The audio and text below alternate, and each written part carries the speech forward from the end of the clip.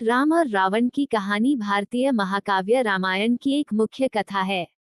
इस महाकाव्य की रचना महर्षि वाल्मीकि ने की थी और यह हिंदू धर्म का एक महत्वपूर्ण ग्रंथ है।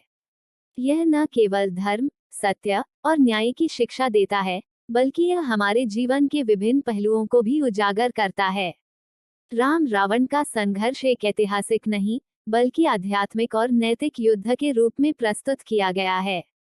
हम इसे विस्तार से समझने के लिए इसे विभिन्न चरणों में विभाजित कर सकते हैं। रामायण की शुरुआत अयोध्या के राजा दशरथ से होती है, जिनकी 3 पत्नियां थीं, कौशल्या, कैकेयी और सुमित्रा। राजा दशरथ के 4 पुत्र थे, राम कौशल्या के पुत्र भरत, कैकेयी के पुत्र लक्ष्मण और शत्रुघ्न सुमित्रा के पुत्र। राम, जो सबसे बड़े थे, उन्हें राजा बनने के लिए चुना गया था। हालांकि उनकी सौतेली मां कैकेयी ने एक छल रचते हुए राम को 14 वर्षों के वनवास पर भेज दिया। इस निर्णय के कारण राम को अपनी पत्नी सीता और भाई लक्ष्मण के साथ जंगल की ओर निकलना पड़ा। यह वनवास भगवान राम के जीवन का सबसे कठिन समय था, लेकिन यह उनके संयम, शांति और वीरता को दर्शाता है। इस समय के दौरान राम ने कई राक्षसों और राक्षसियों का वध किया और जंगल में सत्य और धर्म की रक्षा की।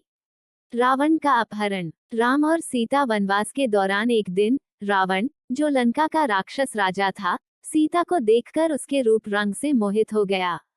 रावण ने छल से सीता का अपहरण कर लिया। रावण ने सीता को अपनी लंका में बंदी बना लिया और उनसे कहा कि वो उन्हें तभी छोड़ेंगे जब वह रावण को अपना पति स्वीकार कर लेंगी। राम और लक्ष्मण ने सीता की खोज शुरू की और कई स्थानों की यात्रा की। इस दौरान वे हनुमान, सुग्रीव और विभीषण जैसे महान पात्रों से मिले, जो बाद में उनके मित्र और सहयोगी बने। हनुमान, जो राम के प्रति अपनी पूरी श्रद्धा रखते थे, सीता तक पहुंचे और उनसे राम का संदेश दिया। हनुमान ने लंका में रावण के दरबार को नुकसान पहुंचाया और सीता को राम का संदेश दिया। राम और रावण के बीच युद्ध की तैयारी। सीता के अपहरण के बाद राम ने लंका पर आक्रमण करने के लिए एक विशाल वानर सेना बनाई। सुग्रीव और उसकी वानर सेना ने राम के साथ मिलकर लंका की ओर प्रस्थान किया। राम की सेना ने लंका तक पहुंचने के लिए समुद्र पार किया और एक पुल राम सेतु बनाया, जिसे आज भी रामायण के इतिहास में एक प्रमुख घटना माना जाता है। रावण, जो बेहद शक्तिशाली था, राम के आक्रमण को रोकने के लिए तैयार था। रावण ने अपनी पूरी शक्ति और सैन्य बल से राम की सेना से युद्ध किया। युद्ध के दौरान रावण ने कई शक्तिशाली अस्त्रों का प्रयोग किया, लेकिन राम भी अपने दिव्य धनुष और अस्त्रों के साथ युद्ध में सिद्धहस्त थे।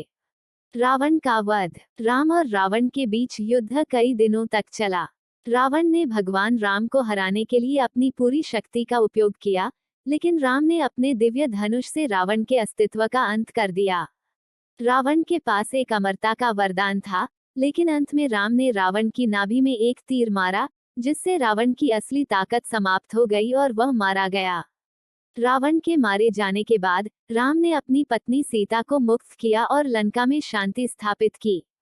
सीता की अग्नि परीक्षा। रावण के वध के बाद राम और सीता अयोध्या लौटे, लेकिन कुछ लोगों ने सीता की पवित्रता पर सवाल उठाया। इस पर राम ने सीता को अग्नि परीक्षा देने का आदेश दिया, जिसमें सीता ने अग्नि से गुजरकर अपनी पवित्रता को प्रमाणित किया। सीता के अग्नि से बचने के बाद राम को यह साबित हो गया कि वह सत्य और धर्म की प्रतीक हैं। राम का राज्याभिषेक और घर वापसी। राम, सीता और लक्ष्मण ने अयोध्या लौटने के बाद दशरथ के सिंहासन पर राम का राज्याभिषेक किया। राम के राज्य में सभी प्रकार की खुशहाली और न्याय स्थापित हुआ। राम का शासन राम राज्य के नाम से प्रसिद्ध हुआ, जो आदर्श और कल्याणकारी राज्य का प्रतीक माना गया। सारांश। राम रावण का संघर्ष केवल एक युद्ध की कहानी नहीं है, बल्कि यह सत्य, धर्म और न्याय की विजय की गाथा है। राम का जीवन हमें संयम, परिश्रम और आदर्श नेतृत्व की शिक्षा देता है, जबकि रावण का जीवन हमें अहंकार और अधर्म के परिणामों के बारे में बताता है। रामायण न केवल धार्मिक दृष्टिकोण से महत्वपूर्ण है, बल्कि यह जीवन के हर पहलू पर विचार करने की प्रेरणा भी देती है। यह कथा आज भी हमें प्रेरित करती है कि हमें सत्य के मार्ग पर चलना चाहिए और अपने कर्तव्यों को पूरी निष्ठा से निभाना चाहिए।